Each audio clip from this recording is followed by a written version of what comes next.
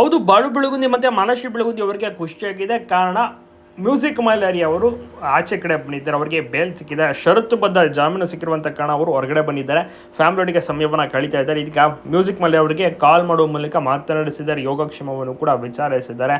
ಹೌದು, ಮ್ಯೂಸಿಕ್ ಮೈಲಾರಿ ಅಂದರೆ ಜನತೆಗೆ ತುಂಬಾ ಇಷ್ಟ. ಇವರ ಕಾರ್ಯಕ್ರಮಗಳು, ಇವರು ರಂಜಿಸುವಂಥದ್ದೆಲ್ಲವೂ ಕೂಡ ಭಾಳಷ್ಟು ಚೆನ್ನಾಗಿತ್ತು. ಬಟ್ 3 ತಿಂಗಳಿಂದ ಕಂಪ್ಲೀಟಾಗಿ ಇವರು ಒಳಗಡೆ ಇದ್ದಂಥ ಕಾರಣಕ್ಕೆ ಇವರ ಒಂದು ಆರ್ಕೆಸ್ಟ್ರಾ ಗ್ರೂಪ್ ಏನೂ ಕೂಡ ನಡೀತಾ ಇರಲಿಲ್ಲ.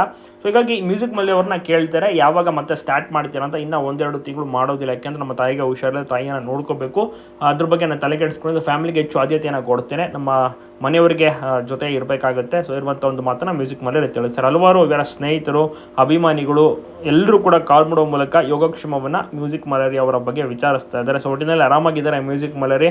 ಸೊ ನೋಡ್ಬೇಕು ಏನಾಗುತ್ತೆ ಮುಂದೆ. ಅದೇ ರೀತಿ ಕೇಸ್ ಕೂಡ ಕಂಟಿನ್ಯೂ ಆಗ್ತಾ ಹೋಗುತ್ತೆ. ಮಾಲಾಶ್ರೀ ಅವರು ಕೂಡ ಮಾತನಾಡ್ತಾರೆ, ಬಾಳು ಅವರು ಕೂಡ ಉತ್ತಮವಾದಂಥ ಸ್ನೇಹಿತರು, ಕ್ಲೋಸ್ ಫ್ರೆಂಡ್ಸ್. ಹಾಗಾಗಿ ಅವರು ಕೂಡ ಕಾಲ್ ಮಾಡುವ ಮೂಲಕ ಮಾತನಾಡಿಸ್ತಾರೆ. ಒಂದು ಖುಷಿಯನ್ನು ವಿಚಾರ ಅಂತಲೇ ಹೇಳ್ಬೋದು.